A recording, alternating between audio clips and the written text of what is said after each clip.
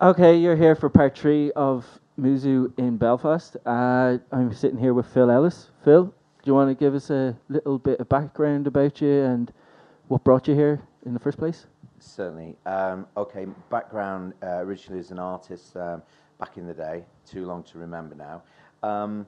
Then went into management, worked with some pretty good bands along the way, and then my friend who I managed in the first band, who was in education, then poached me into education to teach about managers and how to do the job. And we set up record labels from there. We travel around the world. We run programs for unemployed musicians. We do lots of things. Very busy man then. Busy, busy. And what's brought you over to the Unconvention here in Belfast? Okay, well, first of all, I was really interested. Three reasons. First of all, it's always great to come here. Second reason, I knew the guys from Unconvention in Manchester, and we went to that event and we took lots of students there, and it was a really good event, so I knew it was going to be good. Third reason was to be able to catch up with the guys from the Northern Ireland Music Industry Commission, who are great friends, and we saw the showcase out in Cannes at Meedem a couple of weeks ago.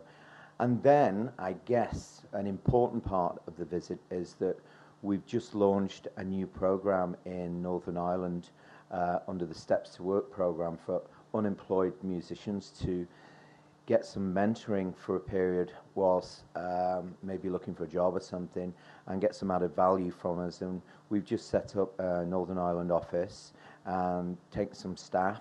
One of them was on the panel today, Mark from Ski Bunny. And yeah, that's the reason we're here.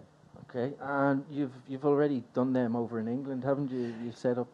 Yeah, it was a program that set up about 8 years ago that took a major change 3 years ago, and my colleague won the national contract to deliver it right across England rather than in the regions.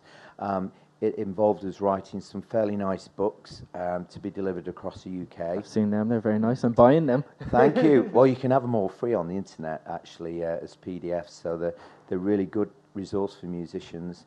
And basically, yes, we've run it in England for 3 years. It was called the New Deal for Musicians program, and they have 13 weeks of working with a mentor every fortnight face-to-face, doing some activities in the book, and we do some added value like give them cheap manufacturing, access to studio time, help with contracts, the kind of thing that mentors should really give.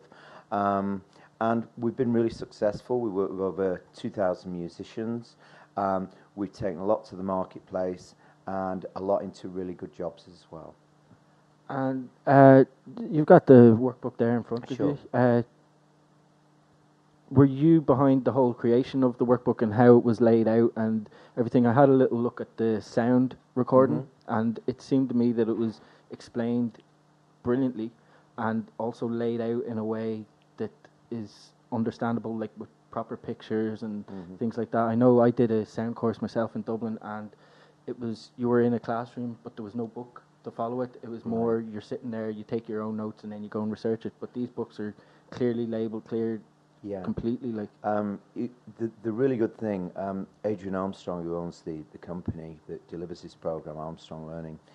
Adrian is a really good friend of mine. I managed his band in the 80s and signed them to Arista Records and signed them in Japan, and they work with some pretty good people. And he always was an education person, and he became the guy who employed me at the college and poached me for the management stuff, and that led to setting up the labels and stuff like that.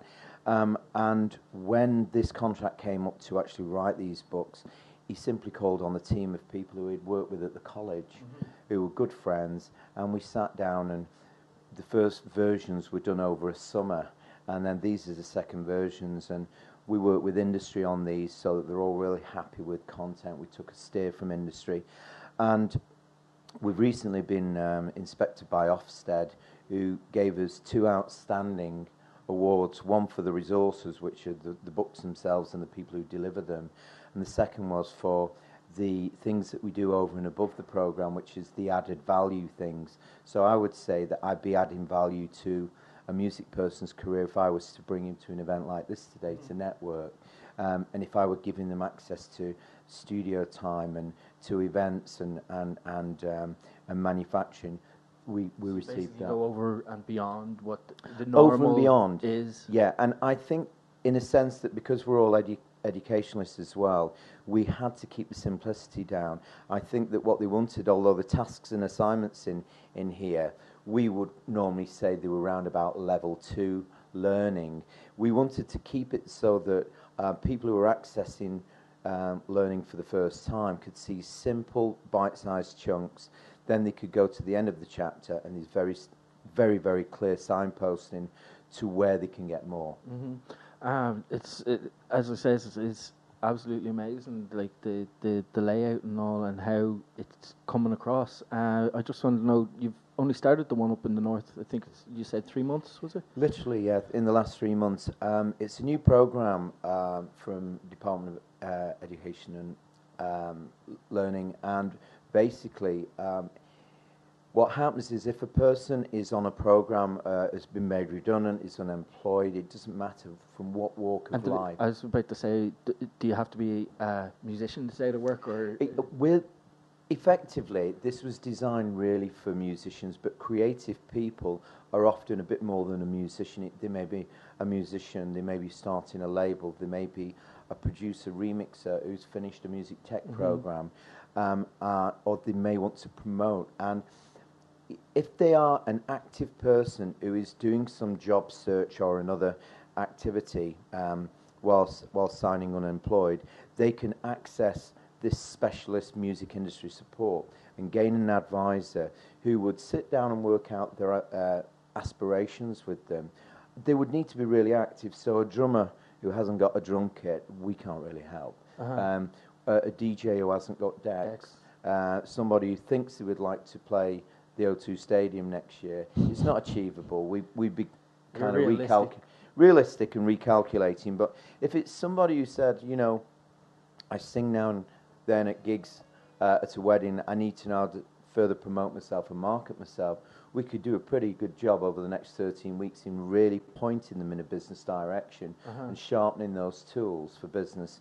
So it's an active, creative person who probably just needs some steer, and the way it works is they'll have a free phone number to call every week or whenever they like and get support from a big team of professionals.